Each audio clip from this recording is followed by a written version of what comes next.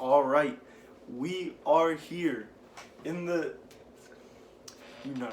I finished it. It is done. No more improvements. I mean, I have a fan here I gotta put into the room. Okay, what I mean is, let me explain. Every single shelf that it can be in here is in here. I bought every single one, and they're all in here. There's two over there, two over there. I have 11 shelves. Did the calculations. I can basically fit like 1,500 books in here. So that's pretty cool, I think. I think that's pretty sick. So let's get straight to it, I guess. My top 5 favorite sports manga. Now there are 2 in here that you might not count as sports manga. I count them as sports manga. You can disagree if you want. I don't really care. But let's start off with number 1. Not number 1, number 5. We have The Boxer. Boxer, actually, I did say I would never do a review on this. And I might just do its own separate video depending on where the volumes go. If this shit turns out to be a masterpiece, I'll do a video on its own. Yeah, The Boxer is number 5. Not because it's bad. It's actually very, very good. I actually think it's pretty amazing. Especially the start of it. It details very, very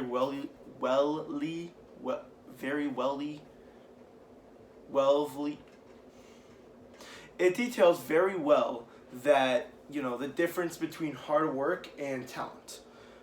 That's a great theme in sports already. Haikyuu did it with Kageyama no Ikawa. Blue Lock did it. Maybe there's not really a talented player yet, as long that I'm reading. But yeah, every character in here is pretty cool. There's only like 3 characters so far, and Coach K, also pretty cool. I've only read the first volume. I heard it just finished up, and I'm gonna collect the rest of it. It just how many volumes are there? Let me see. I'm pretty sure there's around 200 volumes, and there's 9 episodes in here, so 10. There should be 20 volumes at most, or at least 20 volumes. Which is good for me, because I love this series, so can't wait to read it. It's just really, really good. The art's beautiful. Characters' designs are amazing. The writing is pretty great. Not much I can say. I really just need to get hooked onto this, and then I'll maybe place it higher. At number 4, we have one of my actually favorite manga of all time in the top 10. Blue Lock. The rest of these manga are in my top 10, so I'm a huge sports fan. God, oh my. I look through these panels, and even like the most normal stuff, like look at this. This is just a normal panel of a guy talking, but for some reason that just looks so cool to me. Like, I love the art style in this manga. The characters, the character designs, the big eyes that they have, with the dilated pupils, like the tiny little pupils, are so cool. And Ego is such a cool kid. Okay. I did a video, it's actually one of my first videos ever, about how Blue Lock's message 100% right. And I agree with that. But I did say some stupid things in that video. And I might want to do another one and kind of say like, okay, this is the definitive version. I'm thinking about doing actually a video on how Blue Lock and IQ have very similar themes. But that will come another day, because that one's actually going to take a while. I have to find certain parts to it and stuff. Yeah, but Blue Lock's fucking amazing. The art is beautiful. I love the themes of it, especially Chigiri. I'm not very far into it, but Chira and Chigiri, they're probably my 2 favorite characters. I love Isai, and I love Baro, and I fucking love Nagi, and God, every character is so cool in this series. There is, like, every single character looks like a main character. Like, even the background characters. Here, let me show you a background character here. Like, I don't know. Like this guy right here. If you look at this panel right here, like every other character that's not Kira, obviously, because he's like the main guy, everyone other here could be a main character. That's so cool. You know, like, that is so sick. And obviously, you know, it follows this character design for colored hair. They're important, you know, obviously. But the character design is so cool. Everyone looks like a main character, which makes sense because everyone is the main character of their own story. Every single character in this story. And I find that just so appealing. It's so cool. And the message is so great. I love the message of how sometimes you do need to be selfish. And let me actually say this. I think what ego means doesn't actually mean be selfish, like take the ball from your teammates, not borrow selfish. But it also doesn't mean be like, oh, pass it to your teammates even if you have a direct shot like Kira. You know, what it means is to basically create the team on your own. And I'll do a video on that on itself too. But yeah, Blue Lock is so freaking amazing. Please read it. It is so freaking good.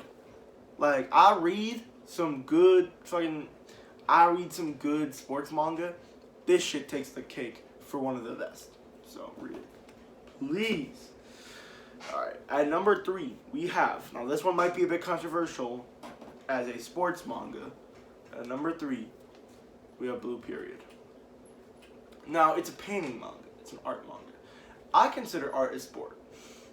Even if it's not conventionally, you know, like active or there's not really competitions or anything, I do consider it a sport. And maybe you consider it like slice of life or whatever. I consider it a sport because the main character is learning something.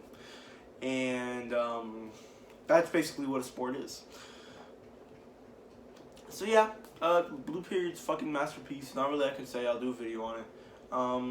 Especially with the main character and his drive for success, and he just wants to be better at something, and he goes through all these different challenges. Like, there is some manga out there where the main character just starts off OP and continues to be OP for the rest of the manga. And I'm not saying that's bad, but it actually shows, like, the main character rarely ever wins anything.